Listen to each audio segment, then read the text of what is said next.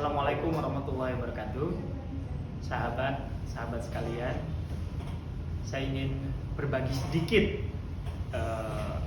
terkait pertanyaan yang sementara ini banyak masuk ke saya. Memangnya ada ya santri yang dukung Pak Anies gitu ya? Memangnya ada ya kiai-kiai NU yang dukung Pak Anies? Jawaban saya bukan saja bilang ada banyak, tetapi saya bilang kemana saja dirimu. Karena apa? Karena dia bertanya itu bermula dari asumsi dia yang keliru.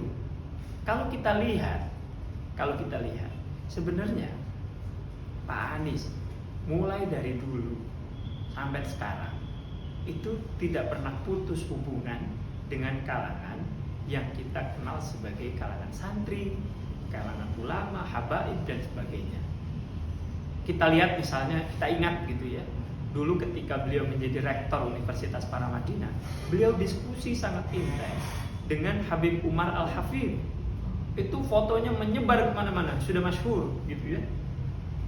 Ketika beliau maju ke dalam pilkada DKI, itu banyak sekali habib-habib, ulama-ulama besar yang memberikan dukungan secara konkret, baik moral maupun dukungan suara kepada Pak Anies. Itu banyak sekali.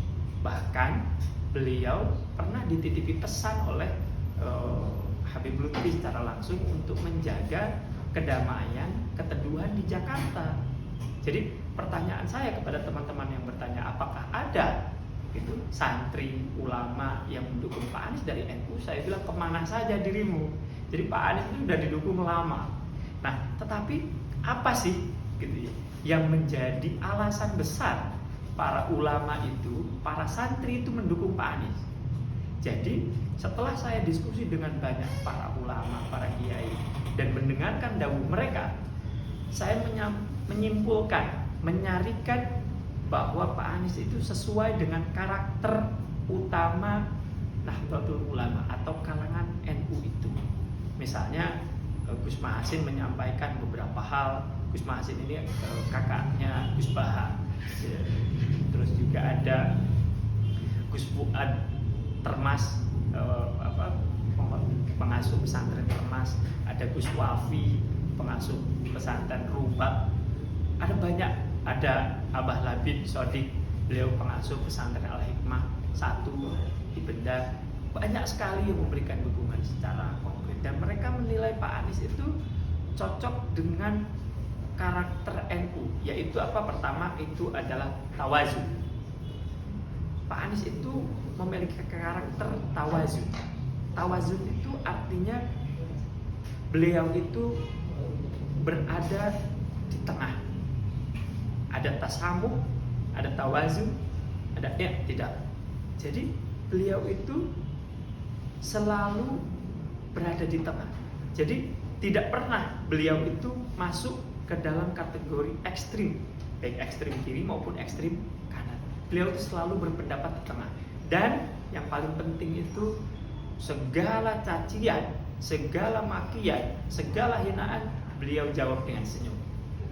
Itu adalah petuah, itu adalah nasihat yang diberikan para ulama kepada Pak Anies dan itu dilakukan oleh Pak Anies. Gitu. Jadi kenapa para ulama itu mendukung Pak Anies?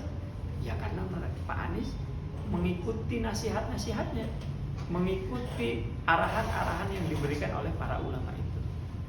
Jadi tawazun itu kita lihat di Jakarta selama 5 tahun, apakah ada pernyataan membakar dari balai kota kepada warga? Nggak ada.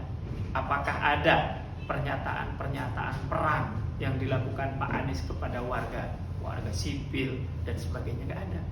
Beliau melindungi semua. Ini tawazun. Yang kedua tasamuh. Tasamuh itu artinya beliau itu toleran.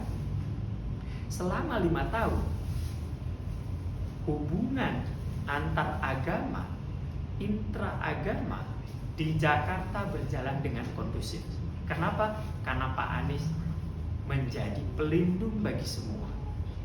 Bahkan baru pada periode Pak Anies terjadi pembangunan rumah ibadah tanpa harus merevisi SKB 3 Menteri. Kenapa? Karena Pak Anies dipercaya oleh semua. Kenapa dipercayai oleh semua? Karena Pak Anies bekerja secara konkret. Kan tidak mungkin ada orang percaya kalau tidak pernah melihat bukti. Jadi Pak Anies itu dipercayai oleh semua pemeluk agama yang ada di Jakarta.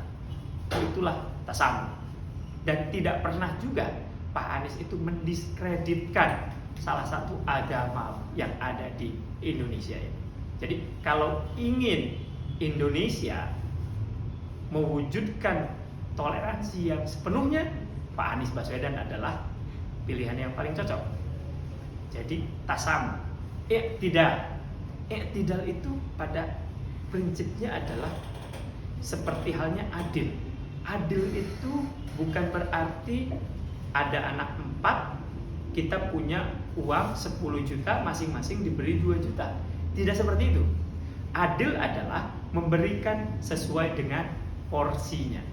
Yang besar diberikan dengan angka yang besar, yang kecil diberikan dengan angka yang kecil. Keadilan sosial yang terjadi di Jakarta itu benar-benar terwujud. Dengan apa? Dengan keberpihakan. Kita lihat misalnya, apa sih yang Pak Anies lakukan untuk warga miskin? Banyak sekali. Mulai dari KJP Plus, kartu lansia, dan memberikan keberpihakan secara konkret kepada warga kampung Akuarium.